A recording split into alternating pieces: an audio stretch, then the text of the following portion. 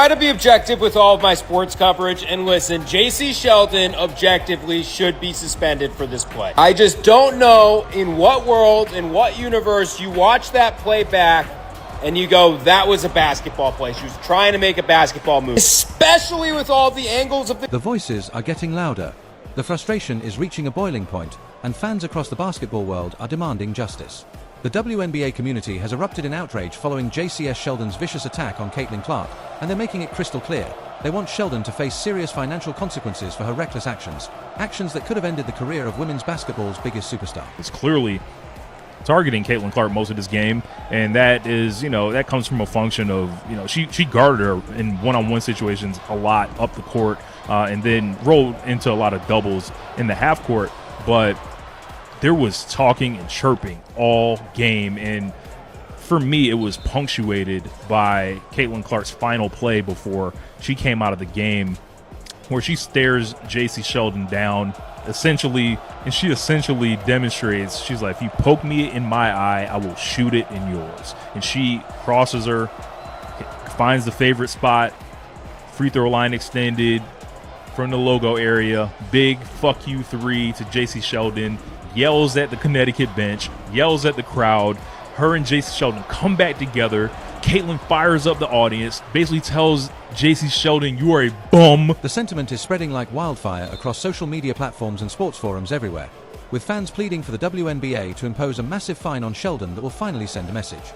If the league won't protect their golden goose through proper officiating, then they must at least make the financial punishment so severe that future attackers will think twice before targeting Clark. Time Caitlin Clark takes the court, her opponents act like they've been booked for a main event brawl. The WNBA is doing nothing about it.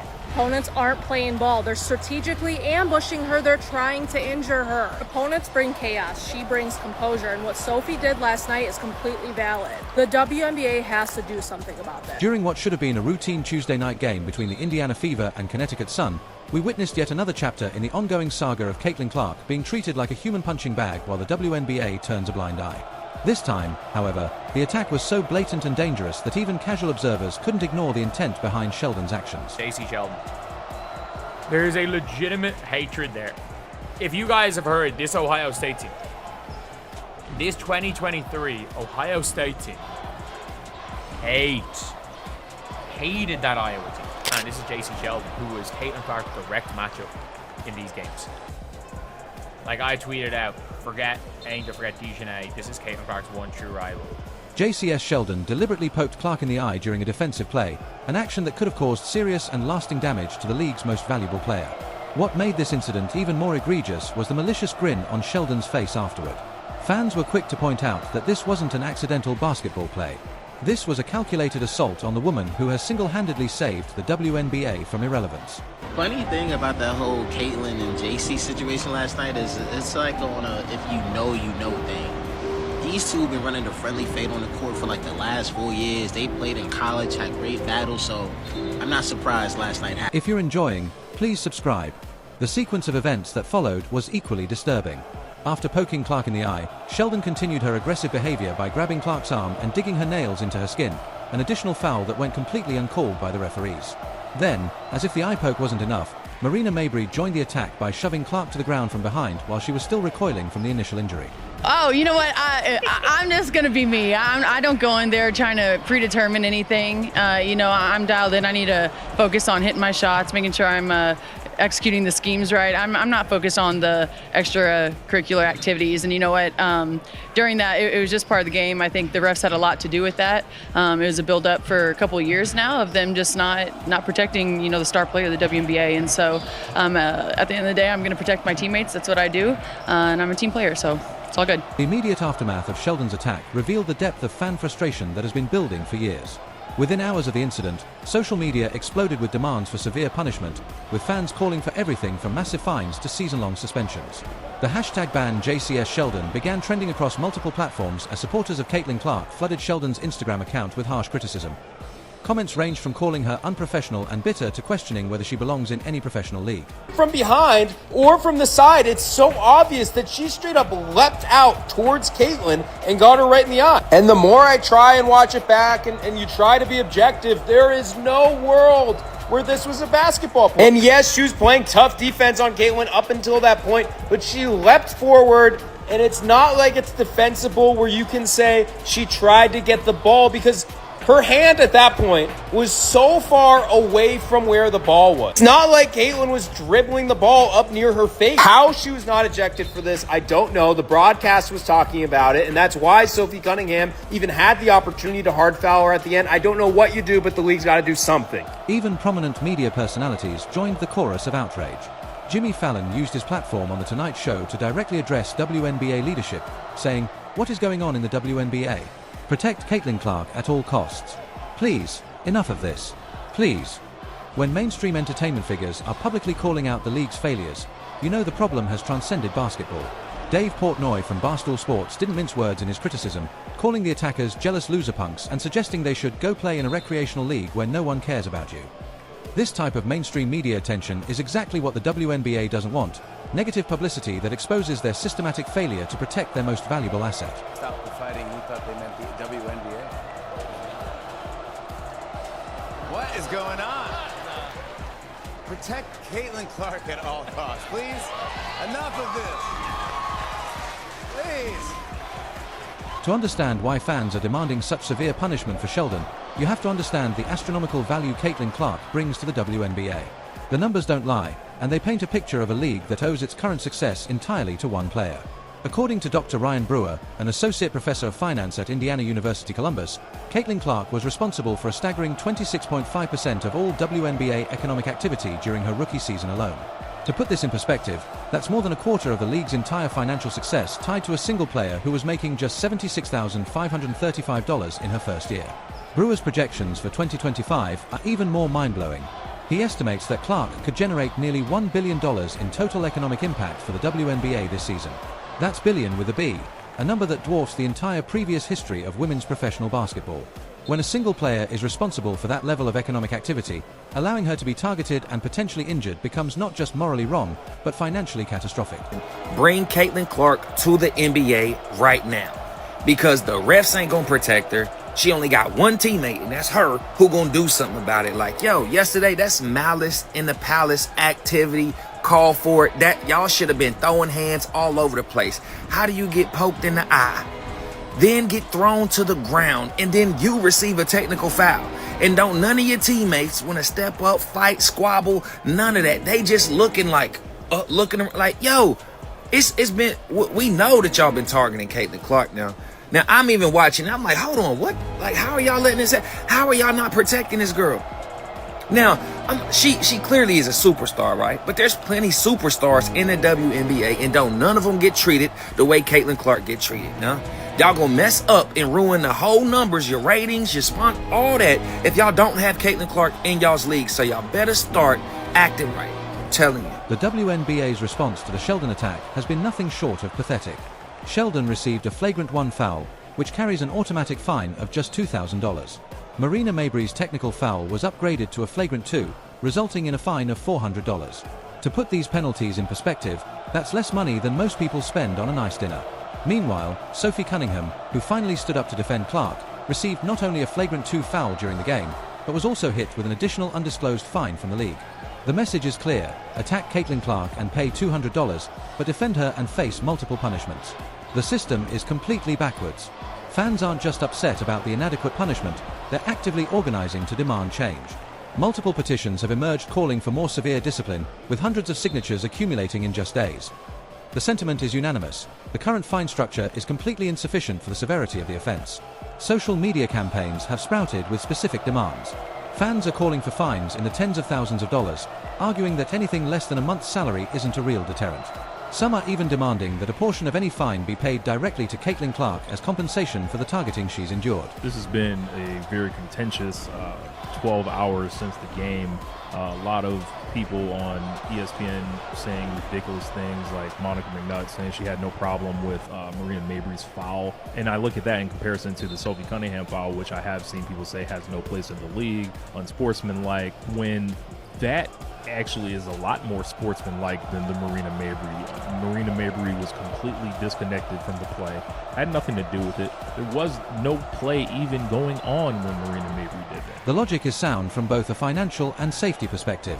If Sheldon's eye poke had caused serious damage to Clark's vision, the WNBA could have lost hundreds of millions in revenue.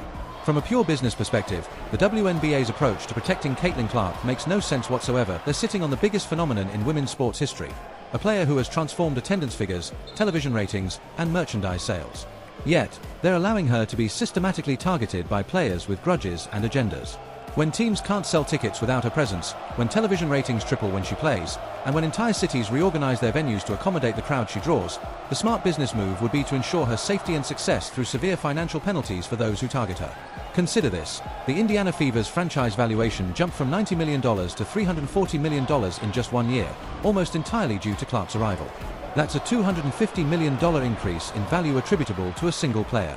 When that level of financial impact is at stake, a $2,000 fine for attacking that player isn't just inadequate, it's financially irresponsible.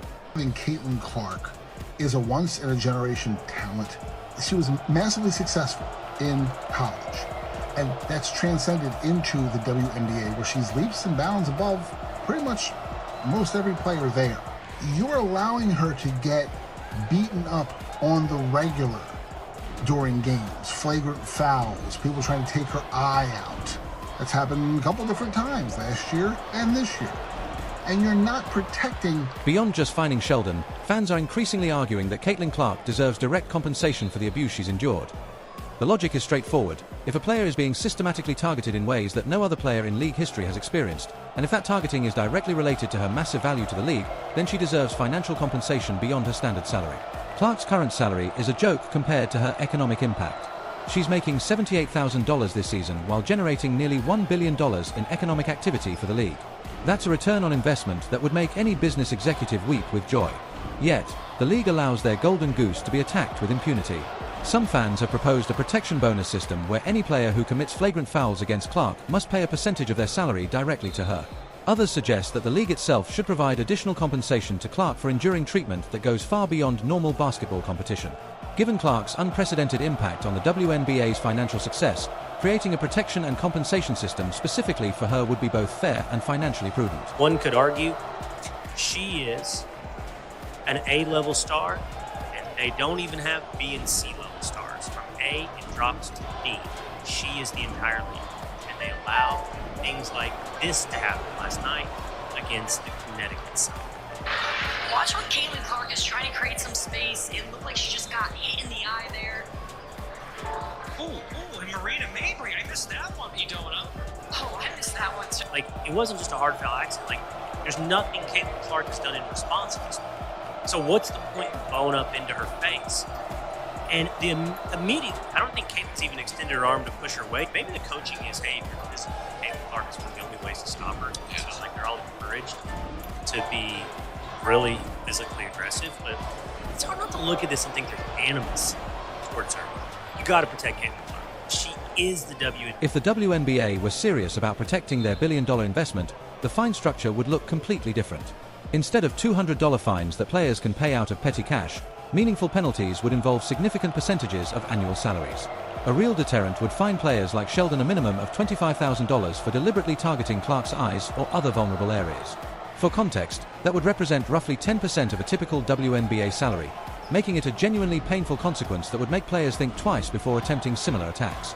For repeat offenders or particularly egregious attacks, fans are calling for fines of $50,000 or more, along with automatic multi-game suspensions.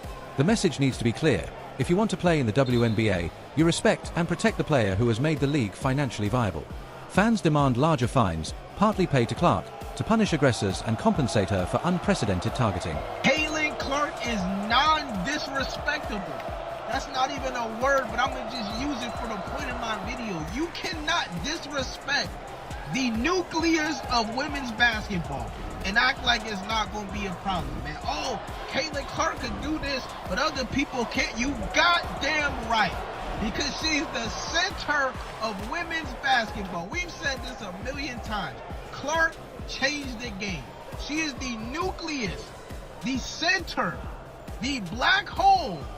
Everything revolves around Clark with women's basketball, man. Because of her Part of the fan outrage stems from the consistent failure of WNBA referees to properly protect Clark during games.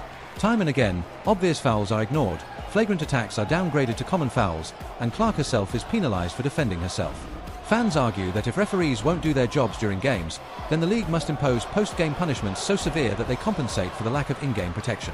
When officials allow Clark to be poked in the eyes, grabbed, scratched, and shoved without appropriate consequences, the league office must step in with financial penalties that actually matter. The current system essentially rewards aggressive behavior toward Clark while punishing those who defend her. This backwards incentive structure has created an environment where attacking the league's biggest star is seen as acceptable, while protecting her results in ejections and fines. Clark is the golden goose. Every game she is dropping golden eggs. And they are trying to strangle the golden goose to death. There's jealousy, there is hate. Everyone in the league seems to hate the fact that Caitlin Clark is making the league relevant. If I were advising Caitlin Clark, I would say start your own pro basketball league for women. I don't know why she benefits from the WNBA at all. She could go out, she is the draw for women's basketball, and set up her own league. She might even be able to own the majority of the league. She could probably become a billionaire. Set it up with far fewer teams. You play far fewer games. Heck, they did it with Live Golf. I think the audience would follow Caitlin Clark wherever she goes. The WNBA's failure to protect Caitlin Clark endangers her career. Allowing unchecked aggression against her will only escalate targeting, risking serious injury. Fans, unlike the league, recognize Clark's immense value and loyalty. If the WNBA continues to undermine its biggest star, international leagues, especially in Europe, could offer her better protection, respect, and compensation, potentially luring her away to an environment that values her. The solution to this crisis is straightforward, but it requires the WNBA to acknowledge the reality of their situation. Caitlin Clark is not just another player. She is the economic engine that drives the entire league. Protecting her isn't just morally right, it's a business necessity that should override all other considerations. Jacy Sheldon's attack on Clark should result in a fine of at least $25,000, with a significant portion paid directly to Clark as compensation. This would send a clear message that targeting the league's biggest star comes with severe financial consequences. Additionally, Sheldon should face a multi-game suspension to drive home the point that such behavior won't be tolerated. The WNBA must protect Clark with stricter penalties for flagrant fouls against her, acknowledging her economic importance to the league. Referees who fail to protect her should be replaced.